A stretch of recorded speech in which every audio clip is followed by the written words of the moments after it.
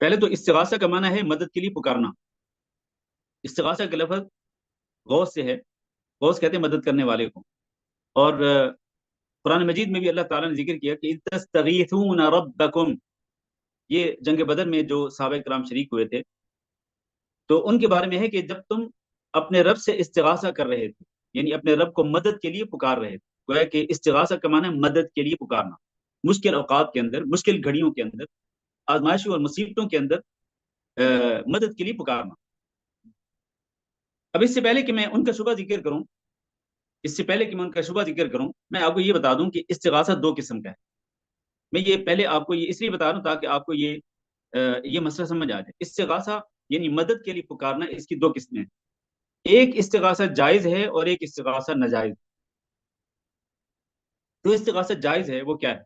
वो ये है कि आप किसी ऐसे जिंदा इंसान को पुकारें जो आपकी मदद करने पे कादिर हो। मिसाल के तौर पर आप, जैसे कि समंदर है, हमारा मुल्क एक समंदर के किनारे पे है। आप समंदर के किनारे पे समंदर के पानी में नहा रहे हैं और आपको ये महसूस हो कि आप डूबने वाले हैं।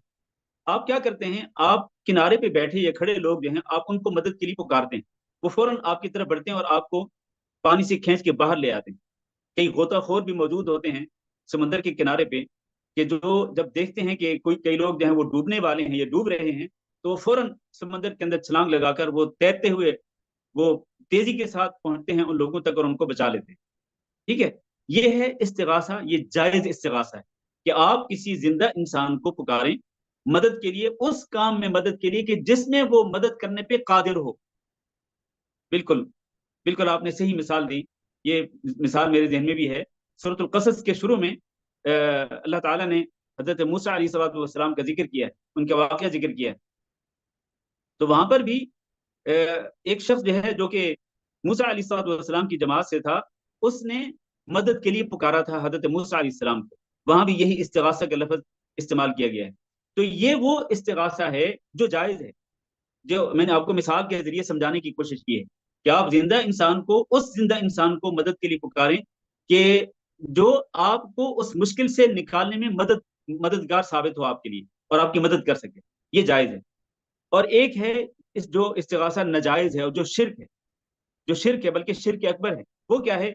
वो ये है कि आप किसी फौजशुदा इंसान को मदद के लिए पुकारें, और वो फौजशुदा इंसान जो है, चाहे वो नबी क्यों ना हो, चाहे वो सहाबी क्यों ना हो, चाहे वो वली और बुजुर्ग क्यों ना हो, वो मुर्शिद और इमाम क्यों ना हो, जो फौत हो चुका है, आप उसको मदद के लिए नहीं पुकार सकते। इसलिए कि जो फौत हो चुका है, अल्लाह ताला ने कुरान मजीद के अंदर ये फरमाया कि वमा अंत बिमुस्मिअ मन फिल कुबूर, जो कब्रों में चले जाते हैं आप उनको नहीं सुना सकते। जब आप सुना ही नहीं सकते हैं तो आप मदद के लिए उनको कैसे पुकार सकते? तो वो तो आपकी मदद करने की कुदरत नहीं रखते। वो मदद करने की कुदरत रखना तो दूर की बात है, वो तो आपकी पुकार को भी नहीं सुन सकते। जिस तरह हमने कल एक आयत जिक्र की थी सूरत फातिर की, कि इन तदऊहुम ला यस्मऊ दुआअकुम, अगर तुम उनको पुकारोगे तो वो तुम्हारी पुकार को सुनेंगे भी नहीं, और अगर सुन लेंगे तो तुम्हारा जवाब नहीं दे सकते, और क़यामत के दिन तुम्हारे इस शिर्क का इनकार करते हैं। कल हमने ये आयत जिक्र की थी, सूरत फातिर की आयतों में से एक आयत। तो माने ये मालूम हुआ कि जो इस्तिगासा नाजायज है और जो हराम है और जो शिर्क अकबर है, वो क्या है? वो ये है कि आप किसी फौजशुदा इंसान को आप मदद के लिए पुकारें तो यकीनन ये शिर्क अकबर।